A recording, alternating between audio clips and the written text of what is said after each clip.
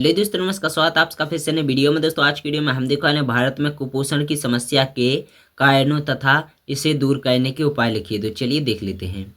दोस्तों कुपोषण समस्या के इन निम्नलिखित कारण हैं। सबसे पहला जो कारण है गरीबी और अज्ञानता। दोस्तों आदिवासी समाज में यह सिलसिला तो पीढ़ियों से चला आ रहा है कि प्रचंड गरीबी क्या है, दोस्तों कैसी है, क्यों है, दोस्तों इसका निपटारा कैसे करें, जैसे कई सवाल उठते रहे हैं। आदिवासी लोग गरीबी में जन्म लेते हैं और सारा जीवन गरीबी में ही अपना जीवन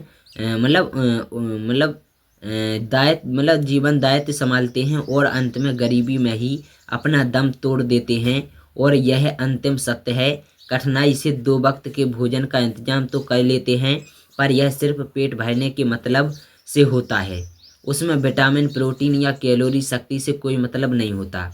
दूसरा है बेरोजगारी एवं बढ़ती आबादी। दोस्तों आदिवासी समाजों में बेरोजगारी का प्रश्न गंभीर रूप से पाया जाता है, क्योंकि अन्य समाजों में तरह खेती इनका प्रमुख व्यवसाय है। साथ में पशुपालन, खेती, मजदूरी आदि पूरक व्यवसाय के आधार पर परिवारों का पालन पोषण करते हैं। और विषम भौगोलिक स्थानीय परिस्थितियों के कारण यहाँ के आदिवासी भाग्यवादी हैं और उन्हें सदैव मजदूरी नहीं मिल पाती। और दिन भर के परिश्रम से जो भी मजदूरी मिलती है उसी में से मोटा अनाज, जरूरी चीज़ें खरीदकर पेट पाल रहे हैं और रोटी चटनी से काम चला लेते हैं। और इन परिस्थितियों में उनके द्वारा विटामिन, प्रोटीन या कैलोरी युक्त आहार, दूध, घी, अंडा, फलों की आशा या उम्मीदें करना असंभव है। दूसरी ओर आदिवासी समाज में बढ़ती हुई आबादी। दोस्तों आबादी भी एक चिंता का विषय है। जिस गति से इनकी आबादी बढ़ती जाती है उस गति से रोजगार में तेजी नहीं आ रही है। संक्षेप में वह अपनी मुश्किलों के कारण बच्चों और परिवार की परवरिश में खास ध्यान नहीं दे पाते।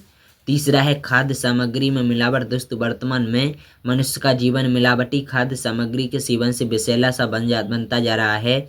मनुष्य की परवाह न करते हुए ज़्यादा मुनाफा कमाने की दौड़ में खाद्य सामग्री में मिलावट है और यह मनुष्य जीवन और जन्म के लिए एक घातक है। और गरीबों के पास तो यह चीज़ें खरीदने के लिए पैसों का इंतजाम है नहीं, बल्कि आज आज मध्यम से धनी और ज्ञानी परिवारों में रेडीमेड भोजन का मुँह स्पर्धा में परिवर्तित होता जा रहा है। और यह लोग अधिकांशतः जंक फूड, तेलीय चर्बी वाले खाद्यान्न वस्तुओं को प्रधानता दे रहे हैं। और ये बाजारू चीज़ें कितनी भरोसेमंद हैं और कितने इससे बाद में सेहत के लिए क्या मुश्किलें होंगी, इनकी कभी चिंता नहीं करते। और इन सभी समस्याओं से ग्रस्त आज अनेक लोग कुपोषण के कारण असाध्य रोगों से ग्रसित हो रहे हैं। इसके बाद है कुपोषण की रोकथाम हेतु सरकारी प्रयास। तो दोस्तों कुपोषण समस्या की रोकथाम के लिए सरकार की ओर से कुछ योजनाएं जारी की गई हैं, जैसे टेक होम राशन और निर्देश भोजन के रूप में राब, सुखड़ी, अन्न और प्राशन दिन, सप्ताह में 2 दिन फल, तीसरे भोजन में लड्डू, आदिवासी क्षेत्र में सप्ताह में 2 दिन दूध आदि योजनाएं अमल में लाई गई। और जरूरतमंद परिवारों के बच्चों के लिए यह प्रयास तत्काल सहायक बन रहा है। लेकिन सप्ताह में 1 दिन भोजन, दूध, फल फलादि मिलने से इस समस्या का हल नहीं हो जाता। और मनुष्य को प्रतिदिन 100 मिलीग्राम से 150 मिलीग्राम कम से कम कैलोरी शक्ति की आवश्यकता रहती है। और यह प्रयास बाल मंदिरों, प्राथमिक स्कूलों के में जन्म के बाद किया जा रहा है। लेकिन गर्भावस्था से जो माताएं गुजर रही हैं वह इन पोषणक्षम आहार से वंचित हैं, क्योंकि हम जानते हैं कि इस अवस्था में शिशु यानी बालक अपनी माँ से आहार प्राप्त करता है। जो माँ खुद पोषण युक्त भोजन से वंचित हो वहाँ उससे स्वस्थ बालक जनने की उम्मीदें करना बेकार है। और इनके जन्मे शिशु जन्म से ही कुपोषण के शिकार हो जाते हैं। और एक रिपोर्ट के अनुसार संबंधित बाल विकास योजना के विश्लेषण में राज्य में 34.05% बच्चे कुपोषण की विविध श्रेणी में आ रहे हैं।